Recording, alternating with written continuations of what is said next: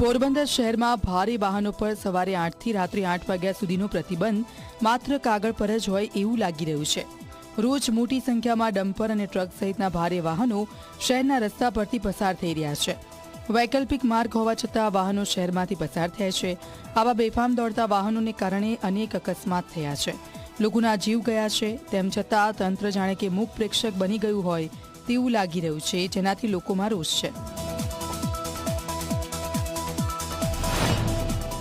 સિટીની અંદર માટેલા સાંડની જેમ ટ્રકો દોડે છે અને અનેક નિર્દોષ લોકોને અત્યાર સુધીમાં મોતને ઘાટ ઉતાર્યા છે, પરંતુ અહીંયા ટ્રાફિક પોલીસ કે જિલ્લા કલેક્ટર એની યોગ્ય રીતે જવાબદારી નિભાવતા નથી।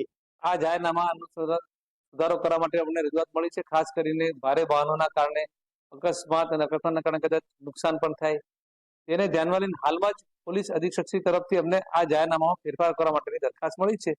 દરખાસ્તની વિગતો ધ્યાને લઈ એમાં લોકોની સુરક્ષા અને સલામતીને ધ્યાને લઈ જે કંઈ સુધારા કરવા પાત્ર થશે એ કરવામાં આવશે અને એ પ્રમાણે નવું જાહેરનામું બહાર પાડવામાં આવશે।